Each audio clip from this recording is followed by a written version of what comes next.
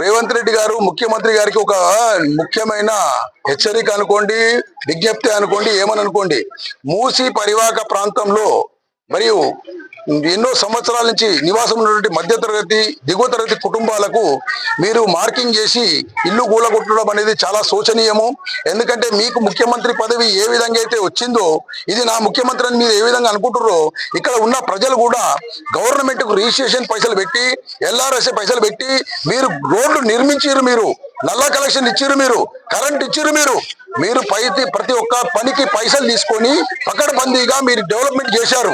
కాబట్టి ఇలా ప్రభుత్వానికి కట్టిన రుసుముతోటి రిజిస్ట్రేషన్ చట్టబద్ధకం చేసుకొని రోడ్లు నిర్మించుకొని ఈ విధంగా 30-40 సంవత్సరాల నుంచి ఉంటున్న నివాస ప్రాంతమైన మధ్యతరగతి కుటుంబీకులను మీరు సతాయించడం అనేది నిజంగా మీకు మంచిది కాదు.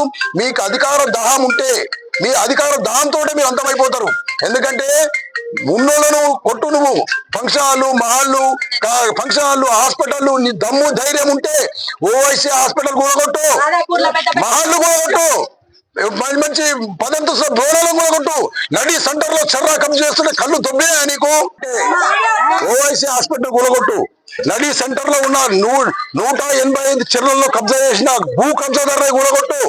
మూసీ నది పరివాహక ప్రాంతంలో 30 ఏళ్ల నుంచి ఉన్నటువంటి మధ్యతరగతి బీద కుటుంబాలు పైసా కూడా పెట్టుకొని తిండి తిప్పలు లేక ఇక్కడ వాసన కోసం నివాసం ఉండి మీరు నిర్మించిన రోడ్లు, గవర్నమెంట్ నిర్మించిన రోడ్లు, గవర్నమెంట్ వసూలు చేసిన పైసలతోటి రిజిస్ట్రేషన్లు అయినాయి. గవర్నమెంట్ పైసలు వసూలు చేసిన ట్యాక్సులతో ట్యాక్సులు కట్టారు, కరెంటు బిల్లులు కడుతున్నారు, వాటర్ బిల్లులు కడుతున్నారు.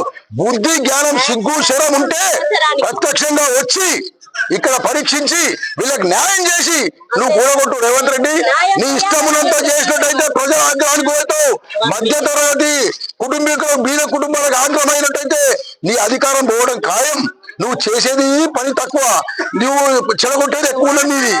కాబట్టి నువ్వు వీళ్ళకి ప్రత్యామ్నాయంగా వీళ్ళకు చూపించి, వీళ్ళకి మార్గనిర్దేశకాలు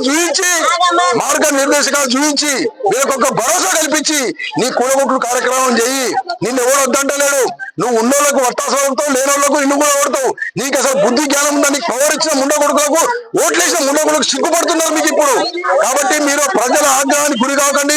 ఇది హెచ్చరిక అనుకోండి, లేకుంటే విజ్ఞప్తి అనుకోండి. మీకు రేవంత్ రెడ్డి గారు చేరే వరకు మీ బుద్ధి మారి మధ్యతరగతి బీద వాళ్ళకి న్యాయం చేసే వరకు మీ ఇంటిని ముట్టడైతుంది, మీ ఇంటి నివాసం ముట్టడైతుంది, మీ నివాసాన్ని కూడా కొనగొడతారు. ఇది ఆగ్రహానికి గురి కాకుండా మీరు సరైన నిర్ణయాలతోటి మార్కింగ్ చేయాలి, వాళ్ళకి ప్రత్యామ్నాయ న్యాయం చేయాలని చెప్పి కోరుకుంటున్నాం.